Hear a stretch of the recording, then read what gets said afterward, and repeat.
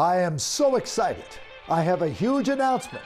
All my donors will have a Big and Rich concert in Iowa on August the 12th. Well, we're coming to your city. It is free to all my donors. Anyone who donates $1 or more will get into the Big and Rich concert. Go to perryjohnson.com/concert and donate an RSVP today. Hello, I'm Perry Johnson, and I'm entering the most exciting time in my entire life. I am running for President of the United States, and you're going to be running with me. Michigan businessman Perry Johnson is running for president with a plan to save the economy. It's called 2 Cents to Save America. He's also airing a reality TV show giving voters an inside look into his campaign. Pleased to meet you. Welcome to Nashville. Thank you. Love it. This is my son, Perry. Hey, how are you, sir? Nice to meet you. Nice to see you. Riding up and down Broadway, my old stuffy boy, and the girls say, save a horse, ride a cowboy. Everybody sing, save a horse, ride a cowboy. That's incredible, man. Thank you so much. My sons are going to lose their minds when they see this on the wall.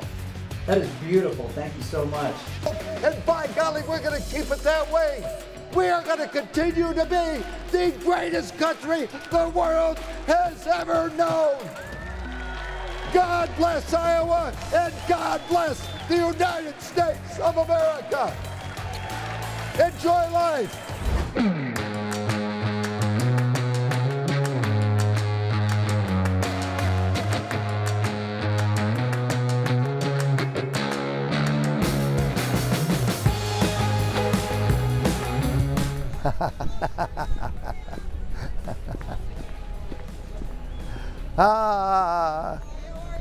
Fantastic. How are you doing? Hi. It's great. Perry Johnson. All right, welcome, Perry. Delighted to be here. Thank you.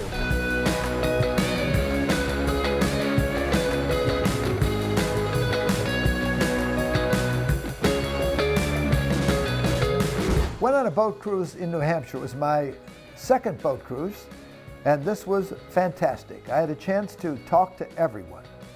And it's great to be in New Hampshire where politics is the sport of the year. Everybody seems involved, and everybody is interested in my 2-cent plan. Perry Johnson. Nice to meet you, John. Oh, it's my pleasure. Nice to meet you. My pleasure. Thank you. Fantastic.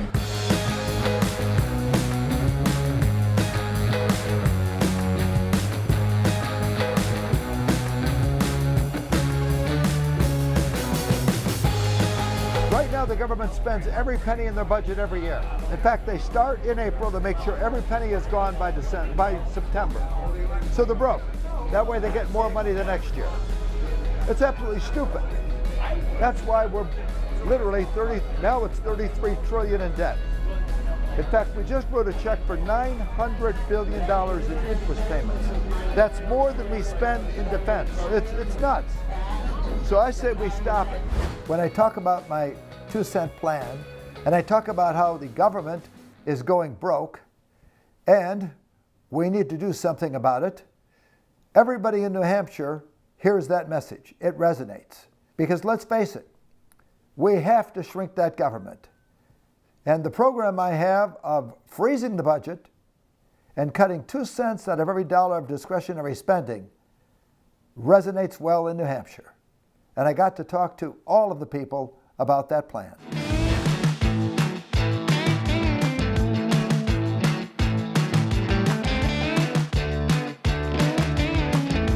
I'm one of only 2 Republicans that are rising in the polls. So we're going to. Have you qualified for the debate? As of today, we have 29,500 donations, but they're coming in at about right around a total of 1,100 to 1,200 a day. And you have to have what? 40,000. So in about 10 or 11 days, you'll have it. We'll meet that. Well, in the beginning, that 40,000 donor number seemed to be insurmountable, but we're pretty much all the way there. Right now, we're at 35,000, and we're getting about 1,100 a day. It looks like we'll meet the requirement and get on that debate stage.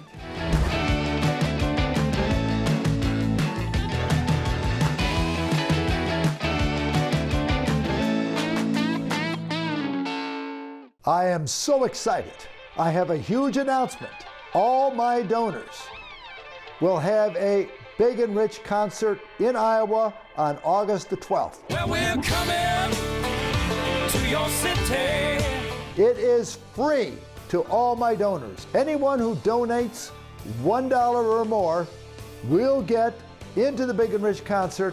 Go to perryjohnson.com/concert and donate an RSVP today. He's been involved in business and production issues for many years. His entrepreneurial initiatives expanded from there with continued focus on compliance with industry standards. He's the author of nonfiction books, including textbooks, and he's a graduate of the University of Illinois, Urbana-Champaign. Please join me in welcoming Mr. Perry Johnson.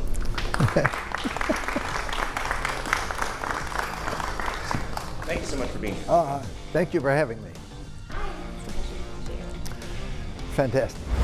Went to an entrepreneur forum, which was very interesting because really that's the story of my life. They wanted to know, what do you do to start a business? And I gave them one of the most important messages. I told them, if you want to be successful, it begins by going and doing it. You have to just say, I'm going to do it. And then maintain the optimism and enthusiasm. You do that, if you go at something you love, you'll be successful. And that pretty much summarizes the entire American spirit that has made this country what it is today. It's that optimism that has caused everyone to push forward and know they can do it. And when you're an entrepreneur, you really are pushing yourself every day. It doesn't matter that they know that in 5 years, 4 out of 5 businesses will go under, because that entrepreneur knows he's going to be the one that is successful.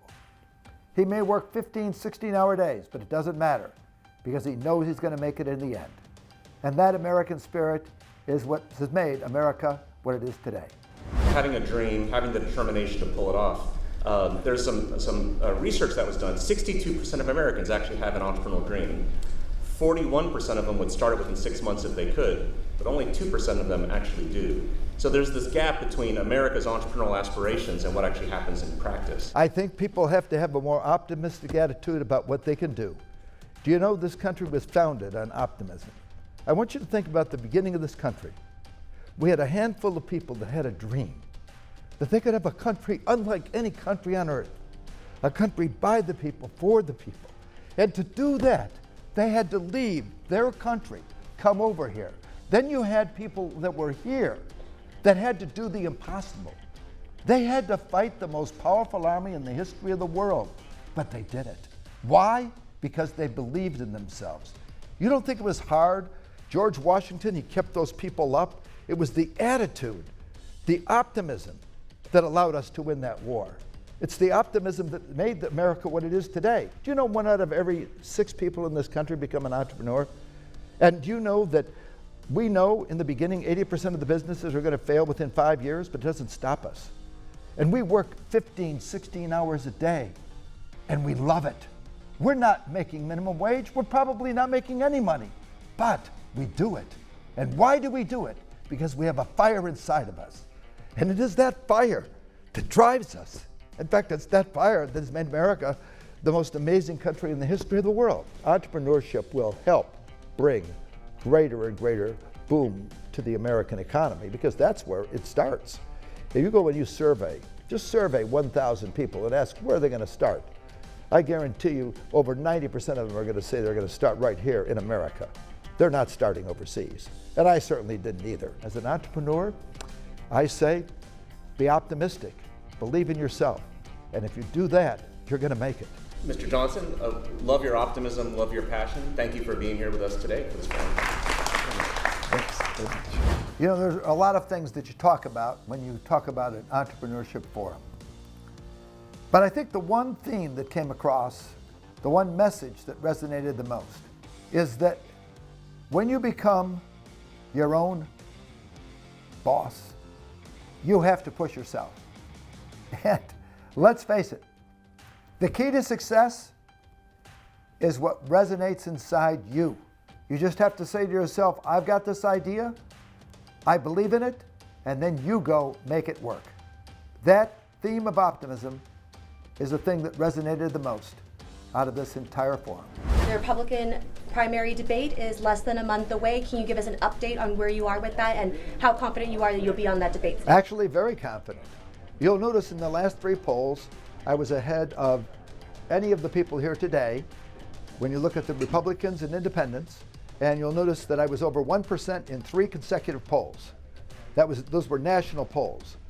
I believe I'm going to be over 1% easily in Iowa and New Hampshire. We have now 30,000 donors. We're going to be collecting, I think we collect about 1,200 a day right now. So I expect to be having that 40,000 threshold met by the 7th of next month. So yes, I fully intend to be on that debate stage, looking forward to it. Well, at this point, we've been at it for a number of months. I guess it's been maybe 5-6 months now. And we're reaching the beginning of the race, because the race begins on the debate stage. And I'm so excited to be on that debate stage. I'm looking forward to it. It'll probably be one of the most exciting moments in my life.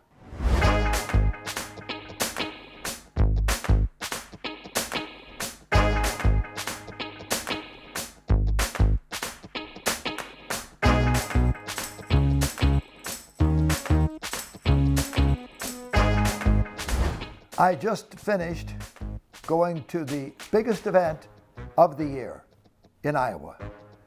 In fact, there were over 1,400 people there. That was the largest crowd to date of any crowd in the presidential race. And these people were excited. It was amazing to get a chance to visit there, talk to people, and I gave my speech, which resonated throughout the crowd. I'm happy to say that that was probably one of the most exciting nights of the campaign so far. Please welcome Harry Johnson.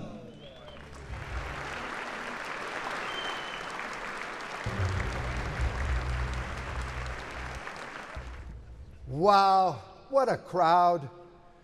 I have to tell you, it is so great to be here in Iowa, and it reminds me of my hometown.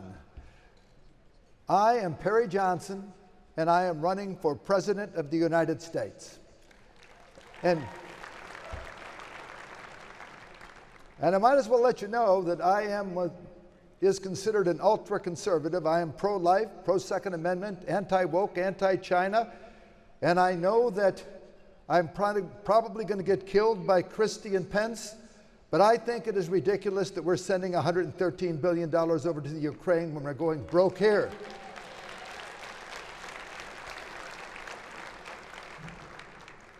Now, many people call me the Ross Perot running as a Republican because, as you know, I am centrally focused on one theme. That is the economy. And right now, we are not only going broke, we are broke because we are $32 trillion in debt. That is $610 a month for each family just in the interest. And I say, we need to change things. There are some things that are just absolutely critical if we are going to survive. One of those is that we have to recognize that we must look out for the future of our kids. And I do not believe that we should be talking about cutting Social Security. I think that's a huge mistake. I say we start cutting expenses. Wouldn't you rather have the money yourself? Come on! This is nutty.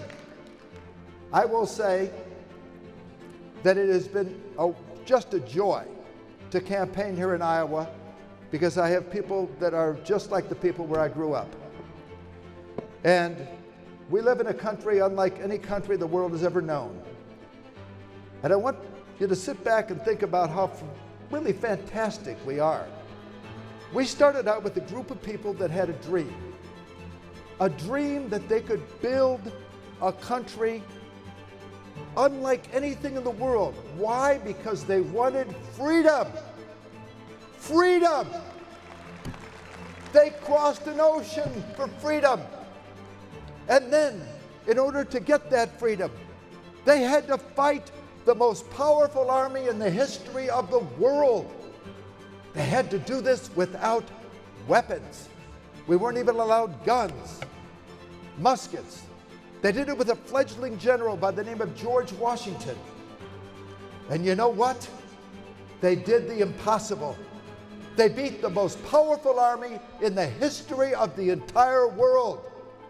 And you know, we look all over. And I want you sometimes to sit back and think about how wonderful it is to be part of this great heritage, because we are a country unlike any country. Once America is gone, there is no more America. And we're not going to let that happen. We're not going to let that happen because we have done things no one has ever done. You look at this and you think about us, the world looks at us and they say, wow, by golly, it's amazing. You look at Carnegie, you look at Vanderbilt, you look at Edison, you look at Henry Ford, you look at Elon Musk, and the world says, wow, this is a country unlike any country in the history of the world, and by golly, we're going to keep it that way. We are going to continue to be the greatest country the world has ever known. We have done things no one has ever done.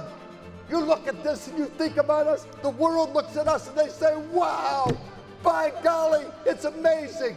You look at Carnegie, you look at Vanderbilt, you look at Edison, you look at Henry Ford, you look at Elon Musk, and the world says, wow, this is a country unlike any country in the history of the world, and by golly, we're going to keep it that way. We are going to continue to be the greatest country the world has ever known. God bless Iowa, and God bless the United States of America. Enjoy life. Well, now we're heading to Nashville. We're going to John Rich's home. I'm so excited about the concert we're going to have in Des Moines. Remember now, on the 12th of August, from 5 to 9, we have a concert for all my donors. Anyone that is donated is automatically in. You can't buy a ticket, but if you donate to my campaign, you're in. It will be in Des Moines from 5 to 9. And we're going to his house right now to plan the whole event. It'll be exciting.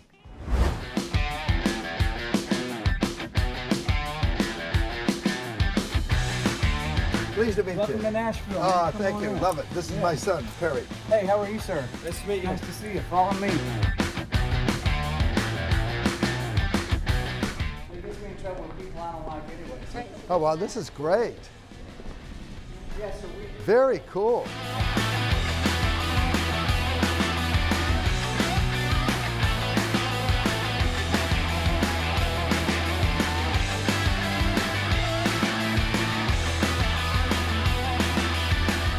Thanks for having me over to the house. The place is fabulous. glad to meet you in person. Likewise. Yes, sir. And your studio is awesome. Your house is awesome. It's a fun place. You know, we call it the house that music built. You know, I grew up in Amarillo, Texas, up in the Panhandle. Double wide trailer, nothing fancy. High school diploma. That's my pedigree. But, you know, I was raised in such a way where my dad, who's been a preacher since he was 19, preaches in prisons, preaches in streets, missionary work. He said, listen, it does not matter where you start out in this country, John. He said, if you want to work hard enough, think big enough, and you're willing to go out there and do what it takes, you just never know where you might wind up. After all, this is America. So he told me that all the time. And I was around his dad, my granddaddy, World War II vet.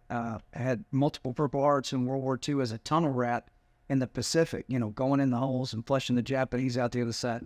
So around him my whole life, and he said, a lot of us didn't come back from that war, so guys like you could go out here and do whatever it is you can do, you know, the right to pursue happiness, don't forget it, you know. So I grew up with that instilled in me, and to this day I wake up and look out the window and go, grateful to live in America. What are we doing today?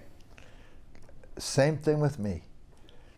In fact, our lives are very much alike, because my dad was a pilot in World War II. My mom was a nurse in the Army Wax.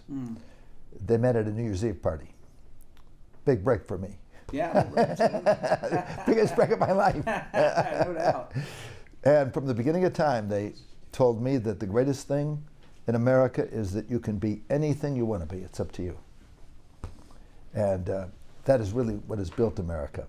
Now, what about your dad, though? Did you spend a lot of time with your dad? Oh yeah, still do.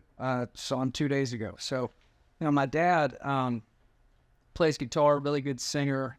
Could have done a lot of different things, but at 19, he decided he wanted to preach young. So he started doing that, and my dad is one of those communicators that you have to listen to him when he is talking. I mean, he just commands the space like that. And so he could have been, a pastor of a 10, 20,000 member church many times over. And so when I've asked him over the years, Dad, why did you go to 34 Mardi Gras? 34 Mardi Gras. Drop down, stand on the French Quarter, guitar around his neck, singing gospel music, preaching, witnessing to people. Why did you do that? There's no money in that whatsoever. He goes, well, of course there's no money, and I wasn't doing it for the money. I said, well, what are you doing it for? He said, about 1 out of 100 people would actually stop and ask me what I was talking about. And that's what I was down there to grab, that 1 out of 100. I saw pictures of him with his guitar. Looked like it almost had been raining on him or something. I said, what was going on in this picture? He goes, oh, that's when one of the big parades came by and everybody was spitting on me as they were going by. And I said, and you just stood there and took it and kept going? He goes, yeah. Why did you do that? He goes, because I'm trying to get that 1 out of 100 or 1 out of 1,000, whatever it is. That's what I'm there to do. I was called to do that. So what you learn in that, what I learned amongst a lot of things, is the right to pursue happiness. That does not mean you've got that it means to be rich to be happy, or it means to be even successful to be happy at whatever the world calls success. It means you have the right to go do what it is that makes you happy, that is your calling to go do it. It also doesn't say you have the right to all those things. That says you have the right to pursue it. And by the mere word of the word pursue means what? It means the target is in motion and I am in motion. It is a moving target. Whatever my happiness is, it is moving around, and I got to go out here and I got to go get it. It does not come to me. I think you can say that America, there are two distinct groups. There's the group that says, I just want the right to go for it. And then there's another group that says, I just want what I want when I want it. And in that lies, I think, a lot of the divide in our country and our attitudes right now. What got you into country music? So my dad, being a singer and playing around the house all the time, he was a big Johnny Cash fan, Roger Miller, Tennessee Ernie Ford, all the old country singers, and so was my granddaddy. So I grew up hearing all that stuff. And, for me as a kid, I'm 5 or 6 years old. My dad had all these extra jobs, and one job was giving guitar lessons at the local music store in Amarillo. So I was kindergarten, first grade. My dad goes, I'm like, where are you going, Dad? He goes, I'm going to go give guitar lessons. You want to come with me? Yeah, I want to go, So I go in with him. He's got this room full of adults sitting in a semicircle with their guitars out. My dad hands me this little kid guitar and says, here, just sit behind me and try to follow along. So I'm back there doing what they're doing. After about 3 or 4 lessons, I was playing better than the adults he was teaching. And my whole goal was, man, if I could just sit behind the pulpit while Dad's up there singing I Saw the Light or whatever, I'll fly away. If I could just back him up, man, that'd be the greatest thing ever. And sure enough, a few months Edward, he says, I think you're good enough to play behind me now at church. So I got to sit there and play. Never thought in a million years you can make money with music. In Amarillo, you better be able to herd cows, run a combine, do something in the agricultural space. If you're going to have a good living out there, it never dawned on me that music could be a vehicle for that. Well, there are a couple of your songs that I think the world knows. You've got Coming to the City, you've got Ride a Horse, Ride a Cowboy. Save a Horse, Ride a Cowboy. Save a Horse, Ride a... Yeah. Would you play it? 15 seconds? Can you do it? Well, I can do it. Normally I got a shot of whiskey in me before I hit that, Perry, but Can we get some whiskey? It's, let's see, I didn't know you were going to ask me. I haven't tuned it or nothing. Yeah, it's Save a Horse, Ride a Cowboy, big and rich song. Probably the silliest country song ever written, or one of them, but I'm pretty sure it caused a small baby boom back in the 2000s. A lot of people come to our shows and say, I met my wife in a bar when they were playing Save a Horse, Ride a Cowboy, and I go, is that where the kids came from? He went, that's right. Yeah. Let's see.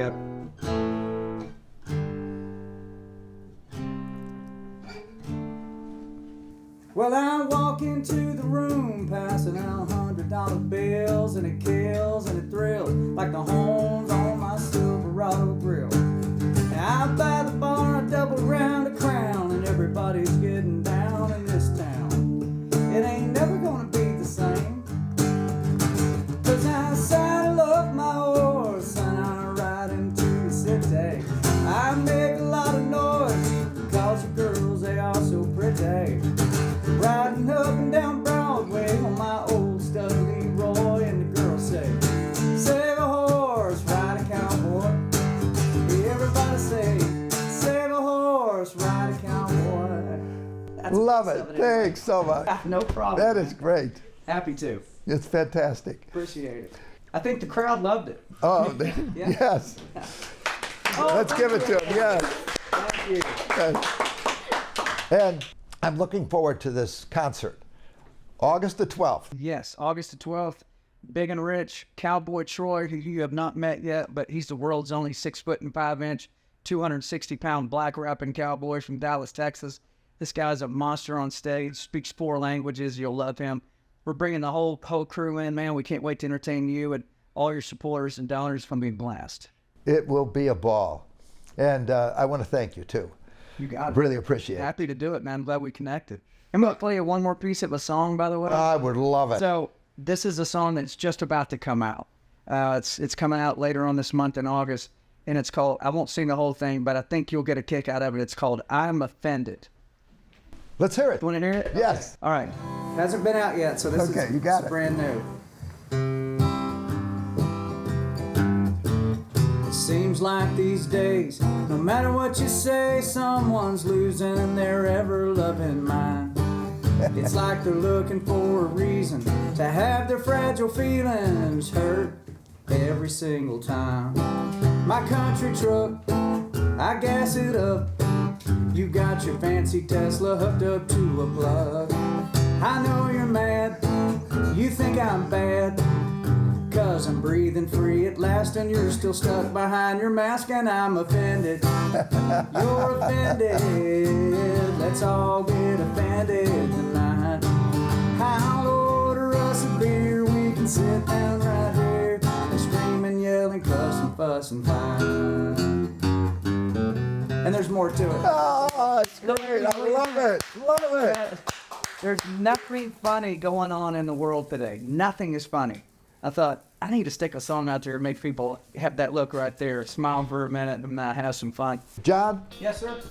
I have a present for you. What is that's huge? No way. yes. How did Your you know I was a favorite- Dallas Cowboys fan? I knew that was your What? favorite. Is I that on did, the yes. internet or something? Wow, man. And I love, And it's autographed? and it's autographed. Oh, my word. Growing up in Texas, Dallas Cowboys is my team. Watched it with my granny Rich growing up. And honestly, I don't have anything autographed from Staubach anywhere in my house. So that's incredible, man. Thank you so much. My sons are going to lose their minds when they see this on the wall. It's very kind of you. Thank you so much. You're welcome. Very, very Thank you. generous. Thanks so Thank you, much. sir. It's great, Hope you had really. a good time in Nashville. I'm Perry Johnson, and I approve this message.